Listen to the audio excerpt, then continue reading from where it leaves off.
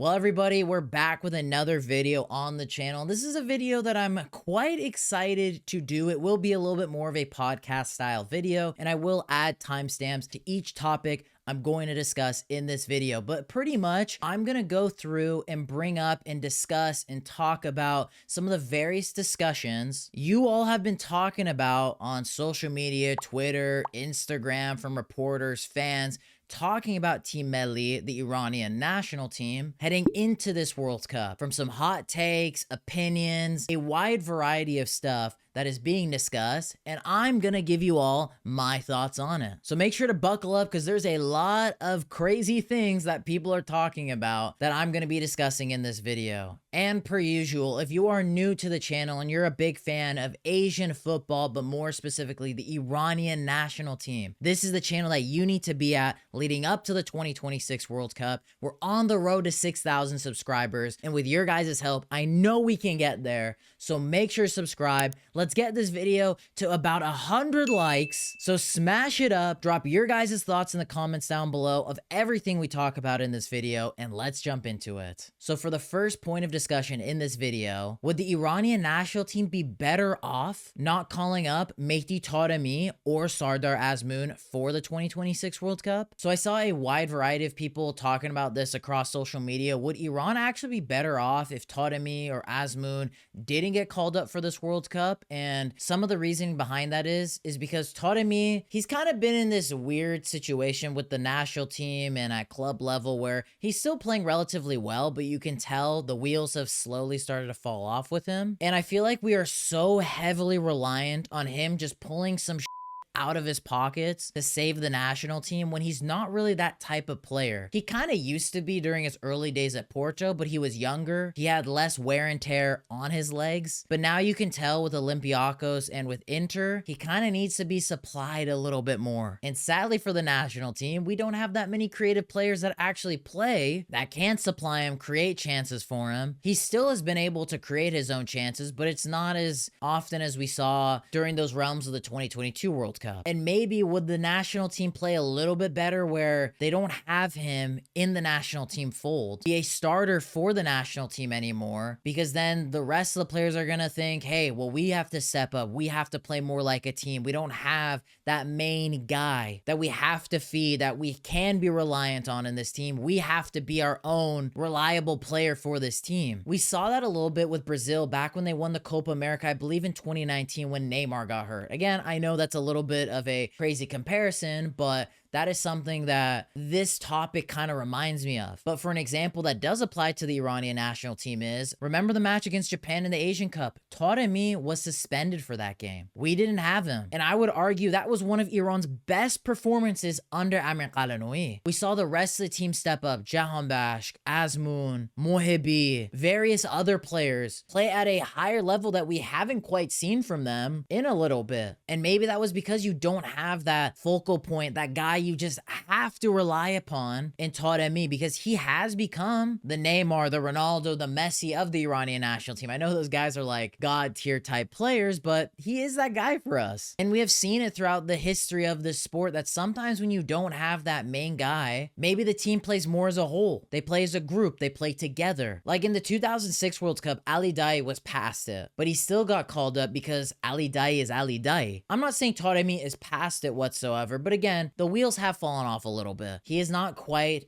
the Taremi of old. So I could see this argument, but all in all, I do think that Taremi does for sure have to get called up. That's like the bare minimum. But if Qalanoui does kind of want to experiment, depending on which opponent he wants to do it with, that where he might have a better tactical approach, if Taremi starts from the bench, he brings him on later in the matches, then hey, that might be a better move. I do want it to be more so of Qalanoui plays players based off of what will give him the best chance of winning. And I do think 9 times out of 10, Taremi does give you the best chance of winning. But we have seen in the past in a big match like against Japan in the Asian Cup, maybe it was a blessing in disguise that Taremi got the red card in the previous match and we played the way that we played in that game. So it is definitely an interesting point of discussion. And I can totally see people's points on that. And part of me kind of agrees with them. Part of me kind of disagrees with them. So you guys got to let me know your thoughts in the comments down below. When it comes to Azmoun, this one's a little bit of an interesting one. And there's a few ways you can look at it. For me, I've been day one. Azmoun needs to kick rocks after he decided to go to the UAE League to play for Shabab Al Ahli. But it's not because of his footballing abilities I said that. It's because he doesn't have the mentality and the focus and the drive to be that guy. To be him, to be Himothy. So I personally don't want players that are not going to be playing at that top level anymore play for my national team if they're going to do shit like that Azmoun did. Regardless though, he has still been a really good player for Iran during his highs and lows, when he's fit, when he's not fit, when he's injured, when he's questionable. He usually steps up. The issue with Azmoun is we've never seen him step up in a World Cup. He's yet to get a World Cup goal, and he has had numerous opportunities to bag that goal. And I am skeptical if the Bayer Leverkusen version of him, the Zenit St. Petersburg Golden Boot version of him can't score at a World Cup where he's playing at a really high level. Why would this Shabab Al Ahli version of him do it? And who knows too, he has been injured for a while. He is still injured. He should be back for the World Cup, but will he be back to full fitness? We know Azmoun isn't quite the gym, the workout, the top fit athlete guy that we would want him to be. He's kind of a derp. But unlike with Taremi, using that Japan match as an example, I feel like actually this team, weirdly enough, plays better with a guy like Azmoun than with Taremi. I think it's just because of his character traits, his play style as a striker versus Taremi. Taremi is more of a target man, a little bit of a fox in the box. I don't think for sure he is a fox in the box, but he does need some other players to feed him some opportunities. He can create a spectacular moment for sure, but a lot of his types of goals do come from being fed those opportunities for the most part, while Sardar Azmoun can somewhat create his own opportunities, make runs in behind, get played through on goal, maybe have that one or two cuts inside, dribbling past a player, slight moments of magic. And I think that suits our team because we lack a lot of players that are upper echelon, that are high tier type players that can do the likes of what Taremi and Azmoun can do. And I think Sardar suits the national team mold in that sense. For me personally, I would have honestly exiled Azmoun from the national team when he made the move to the UAE. That's just me personally. I live on these high Iranian parent type standards. So as soon as he made that move, I would have been like, you know what, Azmoun, you decided to piss away your career. Time for you to kick rocks, buddy. And that was very evident in the various videos where I've talked about this. But in regards to him like making the team better or worse, I would actually argue Azmoun makes the team slightly better than Taremi does. Both of them together though is a whole different story. They play so well together. So if they're fit and they can play together, that is no question they should be the starting forwards, because Taremi feeds off so well from Azmoun and Azmoun feeds so well off of Taremi that they're almost like a match made in heaven. They complement each other very well. It's just unfortunate because they both are on like some of the worst forms we've ever seen them be in their careers. Definitely the 2022 World Cup was the most simultaneous peaks of both of them together when Taremi was at Porto, Azmoun was at Leverkusen. Yes, he was still coming back from an injury, so he was rushed back a little bit, but I still think it's way better than the current state of the both of them. So all in all, that's kind of my whole take on this topic. Regardless, Taremi, Azmoun together is the peak optimal offense for the Iranian national team. But separately, I think that is where that discussion begins, where there's only one or the other. Now moving on to the next topic, who should be the starting goalkeeper for this World Cup? Now I have gone back and forth numerous times being like, you know what, Hosseini, no, you know what, Beiranvand, you know what, Khalifa, you know what, Shaqiri. I've gone on about this so many times. Again, my opinion could change right before this World Cup because there's still so much time until then. Right now, he's arguably one of, if not the best goalkeepers in the Asian Champions League. Since he has come back from his suspension when joining Tractor, he has actually been quite good. I still think he is a little bit of a loose cannon where he can have really good performances, but also could just drop an absolute stinker ball moment. But with Hosseini not playing, Niazmand just being mid to kind of just I've never really rated him since he's left Portugal. Khalifa being relatively young, Shaqiri being relatively young, I think Beiranvand is our best bet. The goalkeeping position has been a massive head scratcher for Iran since the 2022 World Cup. Beiranvand has kind of let his grip slip, and he's just hasn't really been that guy since the 2019 Asian Cup match against Japan. It's been up, it's been down, and it has definitely been a position where other goalkeepers could have probably grasped it. Abedzadeh's been there. Hosseini got some shots at the 2022 World Cup. Niazmand's he's just been there. He's just kind of been a meme. Shaqiri, Khalifa, I think definitely can be the futures for the national team, and I think realistically it could be sooner rather than later after this World Cup. One of them two butting into the next guy, the next Beiranvand for this national team. But it all just kind of depends on who the next coach is, who has trust in who, a variety of factors. But I think on form right now and based off of what Ghalenoui is going to do, I think it's pretty evident that Beiranvand will be the guy, and I'll have to be honest, I think it is the best option, even though there was periods where I definitely don't think Beiranvand should have been the guy for the national team. He has had so many questionable moments on and off the pitch. I mean, the suspension, him leaving Persepolis, the fashion of how that happened. Dude, it moves weird, essentially. He be moving very weird. But all in all, he is probably going to be the guy for the World Cup, and that's who I would probably put as of right now. But again, many things can change, and we'll just have to see what happens come closer to the World Cup. But I am pretty confident Beiranvand will be the guy and probably should be the guy for Iran at the 2026 World Cup. Moving on to the next topic, which youngsters actually deserve and should be playing for Iran at this World Cup? We all know me. I ramble on about how the youngsters need to play for the national team. Ghalenoui, screw your head on straight. But which ones actually should be in the fold? Which ones should actually get minutes? Who should be a surprise talent from Iran to come from this World Cup? I'm going to give you all 3 picks in my eyes that for sure should be in that category. And they're all going to be midfielders, and all their first names have Mohammad in the start of it, funnily enough. I think the midfield is the area where Iran need a spark in. I think that will be the difference maker for Iran in these group stage matches against Belgium, against New Zealand, against Egypt. That area is where I feel like we just lack some spark, creativity, the defense, the offense, movement, the connection for this team. Qudus, Ezotullahi, they're okay, but they're definitely past it. I don't rate them like I used to.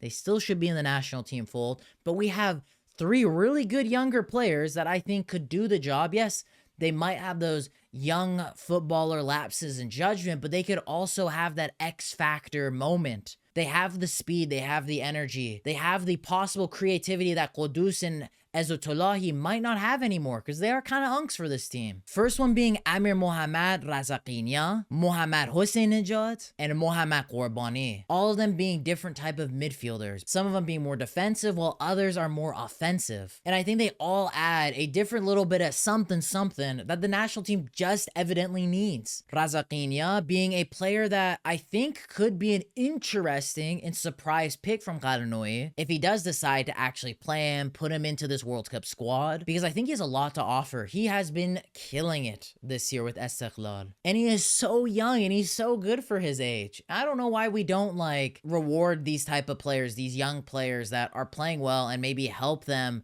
push them in their careers to play them at the national team, showcase them, so maybe other bigger teams in Europe or something would go out and buy them. He did play for the national team in qualifiers. I believe it was the match against North Korea, but he unfortunately got injured in the first half. So he does have a few appearances for the national team. Hosseinnejad, we have all wax lyrical about him. My guy be commenting on my YouTube videos now because he is the truth. Hosseinnejad is so good.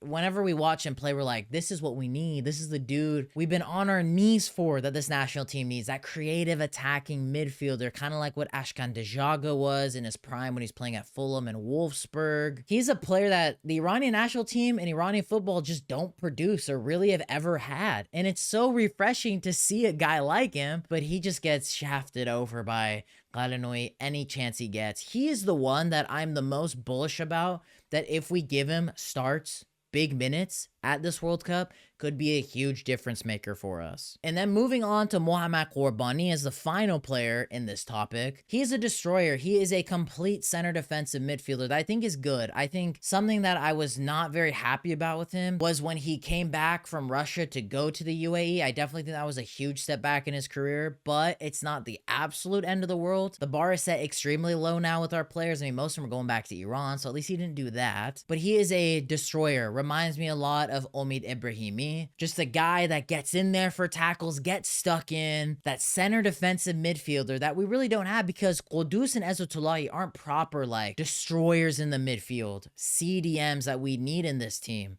to support our very fragile center backs, defense, all of that. Everything I've seen from Ghorbani has shown me that I think he is ready to play for the national team. He is ready to be a starter at a World Cup. But again, it's all up to Qalanoui, and if he doesn't want to be stubborn and actually give him a go. But out of all these guys I've talked about, he is the one that has gone the most minutes and seems to have gotten the most trust from Qalanoui. So we'll have to see. And then for the final topic of this video, what would be considered a successful 2026 World Cup for Iran? Now, this is a very tricky question to answer because I think there could be a variety of opinions that people have. Some people could be like, hey, just make it to the knockout rounds. Let's finally make history. Let's get out of our group. Some people would be like, hey, let's actually play well. Let's actually have some convincing performances, win out a game, look good, not take it to the 90th minute to win matches. Or even some people would be like, just win a match, just win one game in this group. So there's like a wide variety of what people would consider success. But for me, I think there is a little mixture of all of that. I think a successful World Cup for Iran is getting out of the group, but it is the fashion of how they get out of this group. If Iran just squeaky bum one of the last best third place teams to make it to the knockout rounds, I would be kind of in this gray, murky water area with that. I wouldn't totally be convinced. I mean, I would be happy, of course, if we make it to the knockout rounds, but like, that is not what I consider a successful World Cup. Winning a match, I think we're long past that. If people still think, oh, Iran just winning a game at a World Cup is a success, I think we're a national team that should be looking past that. We have won matches now at World Cups. We have now been at 4 straight World Cups. We need to start thinking a little bit higher about ourselves. I know Qalanoui has set the bar kind of low for us, but basing it off of previous World Cup standards that Carlos Queiroz brought to the national team,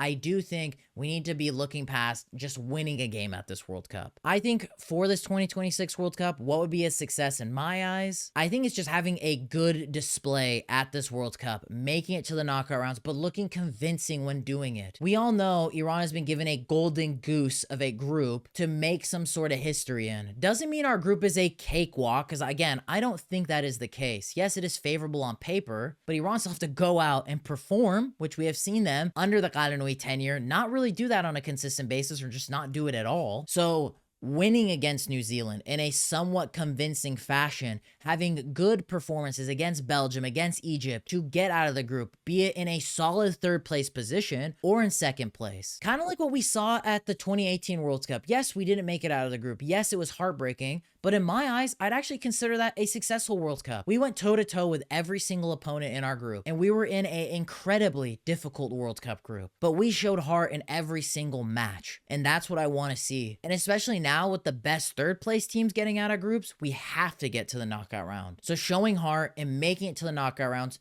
playing to our potential, playing to our standard that we have created in this last 4 World Cup cycles that we've been in. Don't let all this hard work go to waste. This team is experienced. A lot of these guys have been there, done that, know what it takes to win games in World Cups and know the cusp of making it to the knockout rounds. You just need to add that all together and make it happen. So that is what I would consider a successful World Cup for Iran. But boys and girls, my opinion only matters so much. Let me know your guys' thoughts on everything I talked about in this video in the comments down below. What are your guys' takes? I know there was a lot to be discussed. As well, if you guys want to see a part 2, which I don't mind doing because I think there are a few more topics we can have, let me know some of those topics, questions, point of discussions for Iran going into this World Cup in the comments down below. Who knows? I might add it for that part 2 video. Smash the like button on this video. Let's get over 100 likes. If you're new to the channel and love Asian football, but more specifically about the Iranian national team, make sure to subscribe. We're on the road to 6,000 subscribers before the World Cup. And if you guys enjoyed this video, make sure to check out this video next. The YouTube algorithm recommended that video specifically for you all to watch, and click over here as I post content weekly on the channel and you don't want to miss it. But boys and girls, I hope you'll have a lovely day.